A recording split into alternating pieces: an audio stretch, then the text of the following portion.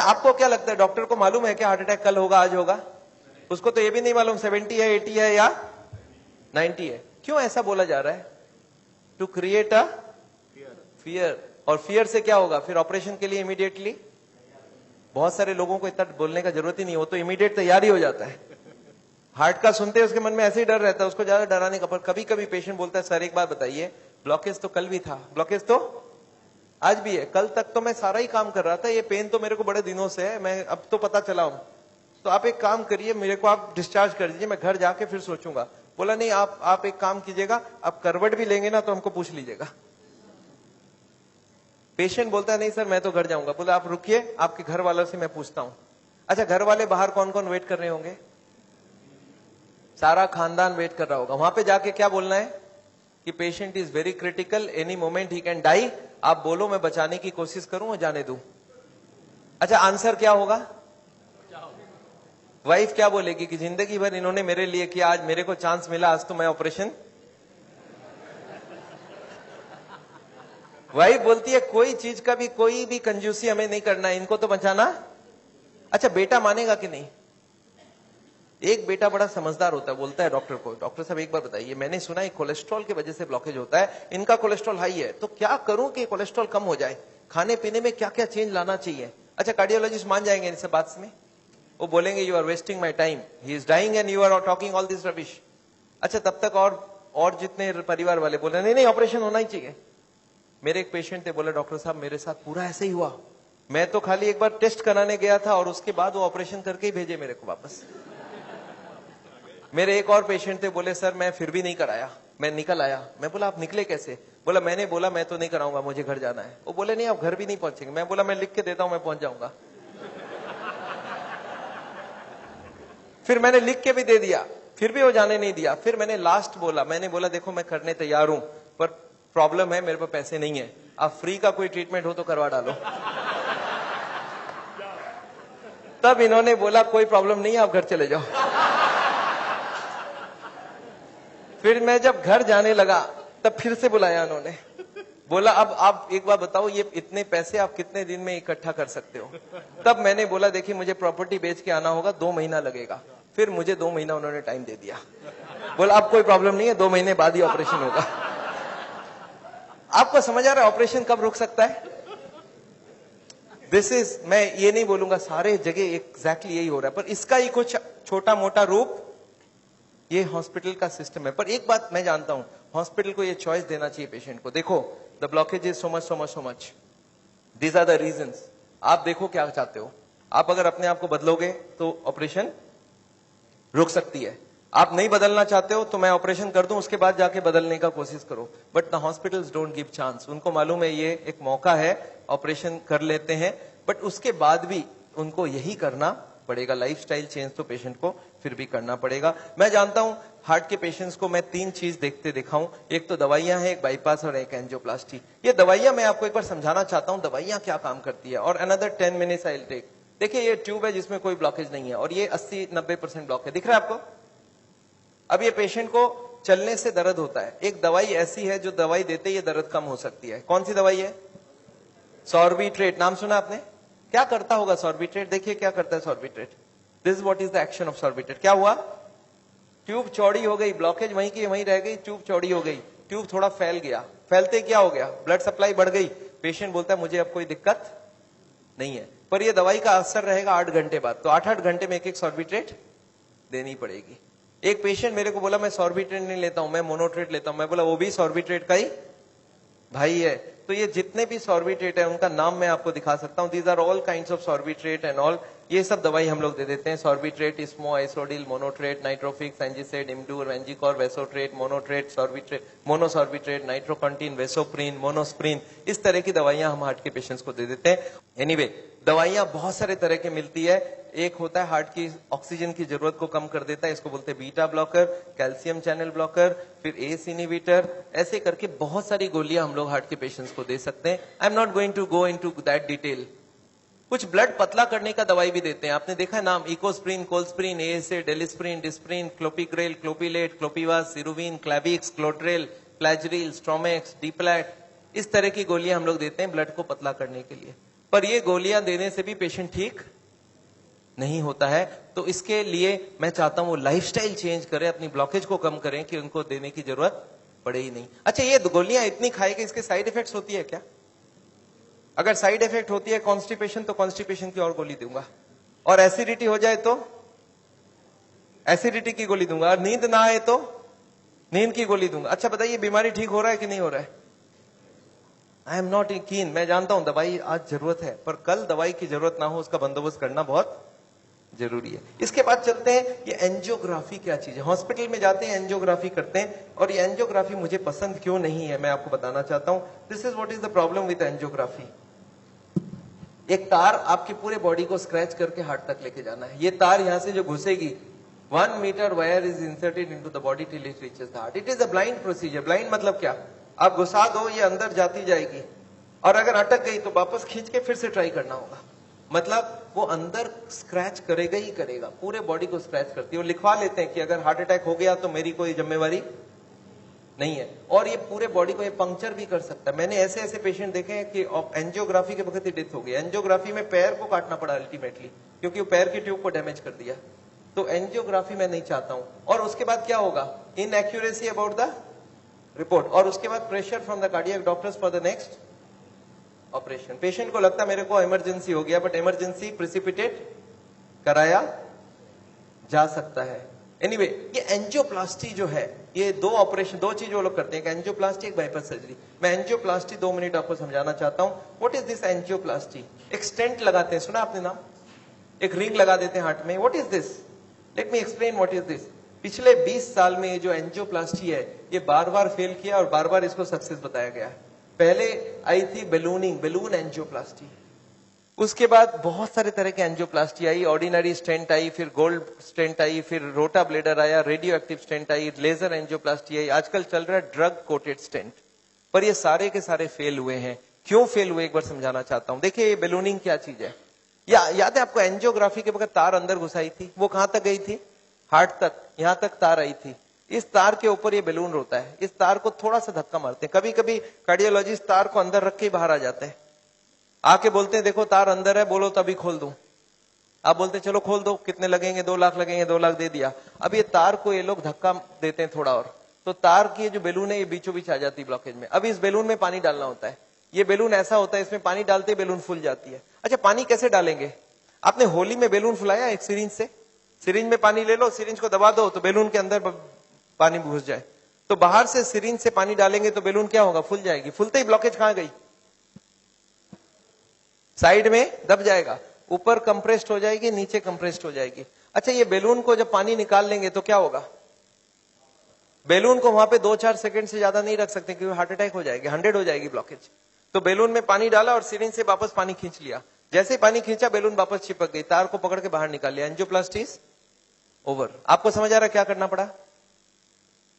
ये तार यहां थी, इसी को थोड़ा आगे किया, बेलून डाल, पानी निकाल लिया और ब्लॉकेज वापस। अच्छा, ब्लॉकेज वापस आ जाएगी नहीं आ जाएगी इसके बाद? क्या लगता है आपको?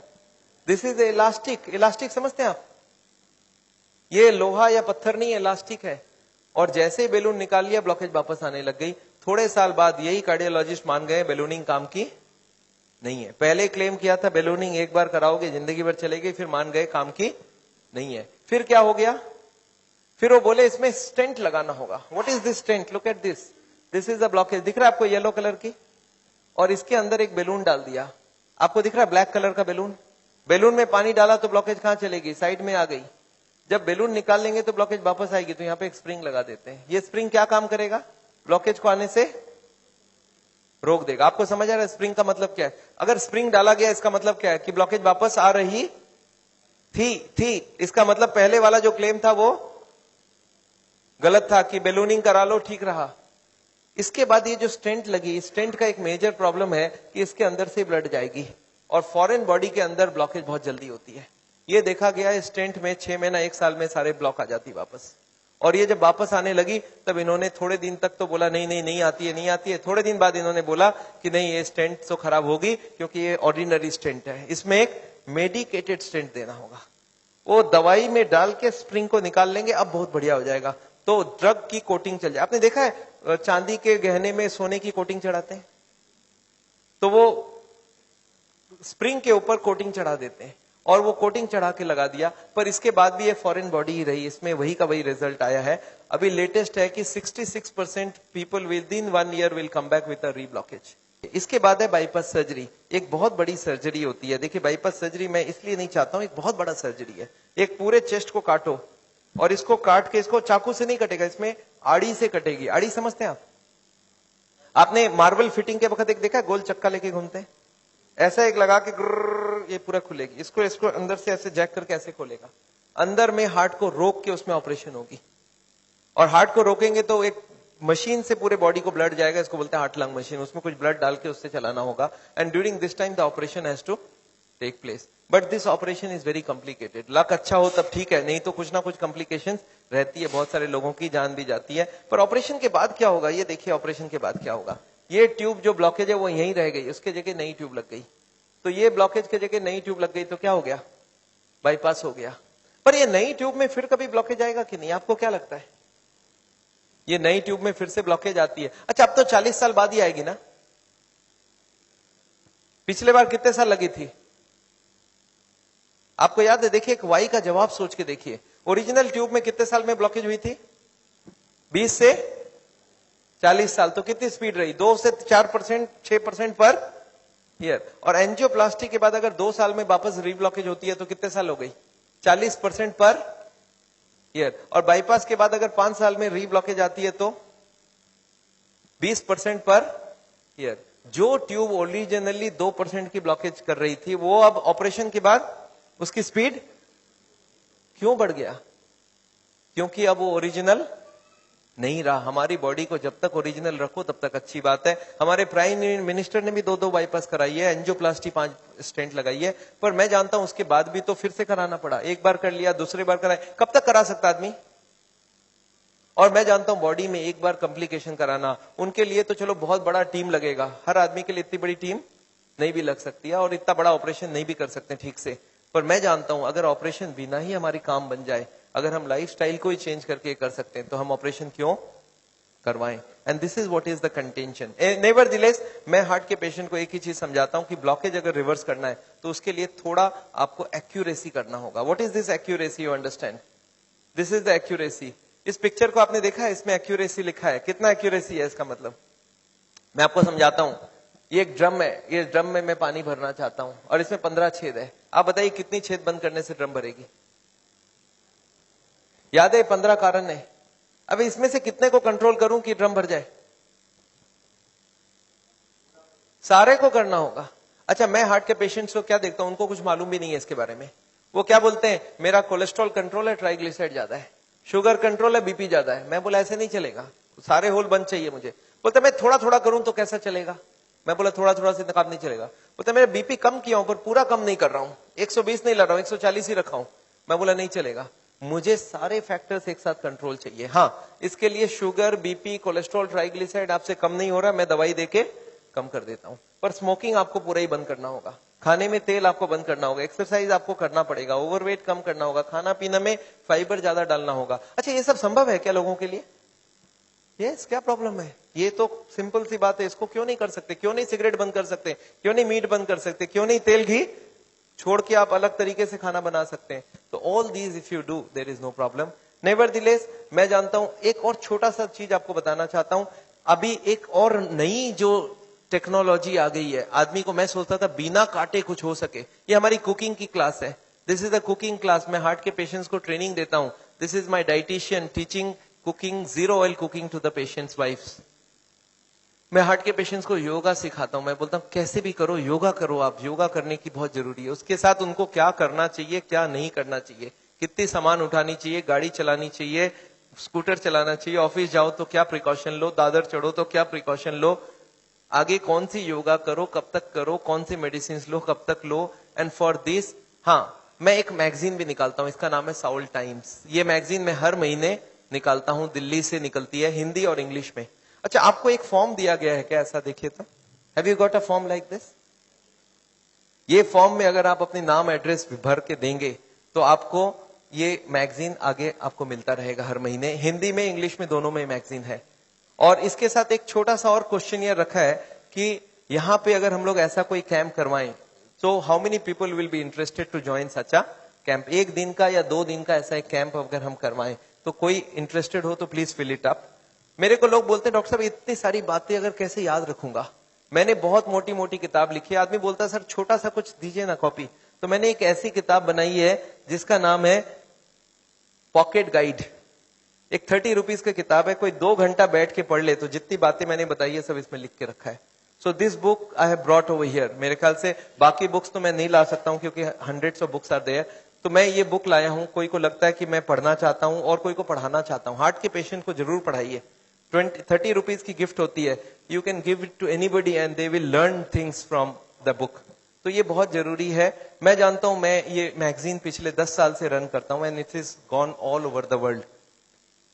मैं एक नई टेक्निक आपको इसी वक्त बताना चाहता हूं. There is a new machine which has come which can open the collaterals. देखिए कोलैटरल्स का क्या मतलब है. ये ब्लॉकेज है. बाईपास सर्जरी में क्या करते हैं, एक नई ट्यूब लगा देते हैं. इसमें क्या करते हैं, जो हार्ट की ये ब्रांच है और ये ब्रांच है इनको जोड़ देते हैं आपस में. And there are so many small tubes. जो इसको जुड़ जाए तो ब्लड यहां से आने लगे. ये जो छोटे छोटे ट्यूब है ये मैंने बोला था स्पोर्ट्समैन चालू करके रखते हैं. और स्पोर्ट्समैन चालू कर दिया तो क्या हो गया, उसके पास 2 सप्लाई हो गई. एक तो ये ओरिजिनल है और एक साइड वाली भी है. इसको बोलते हैं कोलैटरल. बैंक में आपने लोन लेते हुए देखा है कभी कोलैटरल्स बोलते हैं. कोलैटरल मतलब क्या, कि ये फेल हो जाए तो दूसरा कोई होना चाहिए. तो ये कोलैटरल्स भगवान ने हमें दे के रखा है. ओरिजिनल तो था ही था, एक कोलैटरल भी दे के रखा. कभी ये फेल हो जाए तो ये चालू करना. अच्छा ये अगर चालू हो जाए बिना ऑपरेशन के तो इससे अच्छा कुछ नहीं हो सकता. And this is a new machine, new technology which has कम. देखिए हमारे मेडिकल साइंस की टेक्नोलॉजी बिना कांटे वाली टेक्नोलॉजी है. ये देखिए ये ट्यूब्स है जिसमें कोई कोलैटरल्स चालू नहीं है और ये है ट्यूब्स के सारे कोलैटरल्स चालू हो गए. आपको समझ आ रहा है डिफरेंस दोनों के अंदर. ये जो छोटे छोटे कोलैटरल्स है ये हमारे सबके पास है और एक मशीन से इसको या तो स्पोर्ट्स करके चालू कर सकते हैं या तो एक मशीन से चालू कर सकते हैं. ये मशीन क्या करती है सोचिए. ये जैकेट्स लगा दिया हमने कफ में, थाई में, बटक्स में और सारे को एक साथ स्क्वीज कर दूं तो क्या होगा, इसकी ब्लड कहां जाएगी, बॉडी में ही रहेगी पर कहां जाएगी, ये हार्ट के तरफ जाके हार्ट की ट्यूब्स को धक्का देके प्रेशर देके इसको खोलेगी. ये प्रेशर 1-1 घंटे तक 1-1 मिनट इसको हार्ट के संग सिंक्रोनाइज करके दिया जाता है. सिंक्रोनाइज मतलब हार्ट जब पंप करे तो मशीन पंप नहीं करता है. जब हार्ट पंप करके रिलैक्स करने लगे, जब पूरी ब्लड वापस आती है तो वो स्क्वीज करके सारे ब्लड को एक साथ भेजा जाता है. And this goes on. ECG feed होती है कंप्यूटर को. And this machine we have seen now without bypass surgery. आदमी बोलता है मुझे इमीडिएट रिजल्ट चाहिए, तो without bypass this can work very well. तो इसको हम लोग बोलते हैं नेचुरल बाईपास. नेचुरल बाईपास समझ रहे, भगवान ने ऑलरेडी नेचुरल बाईपास हमें दे के रखी है. स्पोर्ट्समैन चालू करके रखा है. तो आप हार्ट के पेशेंट हो, आप चालू करो, आपके पास कोलैटरल आ गई तो ओरिजिनल नहीं भी होगा तो भी काम चल जाएगी. और एक मैं जैसे ही, हाँ एक और ट्रीटमेंट आई है जिसको हम लोग बोलते हैं बायोकेमिकल क्लीनिंग. ये अभी बहुत अच्छी रिजल्ट आ सकती है. कुछ केमिकल अंदर डाल के ब्लड में उसको अंदर से गला लिया जाए. जैसे किचन में आपने सुना नाली जाम हो जाए तो क्या करते हैं हम लोग, कुछ केमिकल डालते हैं अंदर से. तो ये केमिकल की भी ट्रीटमेंट आजकल चल रही है. बट अभी भी इसका रिजल्ट्स हर आदमी में सेम नहीं आता है, but results are still there. बहुत सारे ऐसे पेशेंट है जो 30-40% तक ब्लॉकेज इससे कम हो सकती है. नेवरदिलेस मैं समझता हूं मैंने बहुत सारा लेक्चर आपको दे दिया है. कोई ने मेरे को बोला था एक बार कि डॉक्टर साहब कभी भी किसी को आधे घंटे से ज्यादा लेक्चर मत दिया कीजिए. मैंने बोला क्यों, बोला आपने स्कूल, उसके बाद दिमाग काम नहीं करता है. मैंने बोला क्यों ऐसा बोल रहे हैं, बोलता आपने स्कूल कॉलेज में देखा है कभी भी पीरियड्स 40 मिनट से ज्यादा नहीं रखते हैं, उसमें 5 मिनट आने जाने का वेस्टेज गिन लो, आधे घंटे ही चलेगा दिमाग. मैं बोला पर मैंने देखा आप टीवी देखते हो तो 2-3 घंटा देखते हो एक साथ. बोलते नहीं वो इंटरेस्टिंग हो तो देखते हैं. तो मैं जानता हूं आप हमारे साथ बैठे हैं 2 घंटे के लिए और आपको जरूर इंटरेस्टिंग लगा होगा. मैं फिर से धन्यवाद देना चाहता हूं ये हॉल को अरेंज जिन लोग ने किया उनको, श्री माफत लाल जी को जिन्होंने आपके लिए ये लेक्चर कराया है. और अगर आपको लेक्चर अच्छा लगा तो उनके लिए फिर से एक बार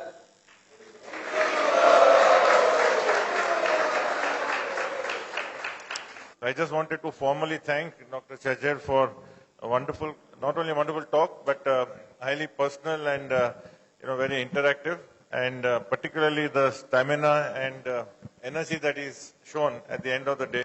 Just came back from Hyderabad today, so I think we should give him a much more warm welcome.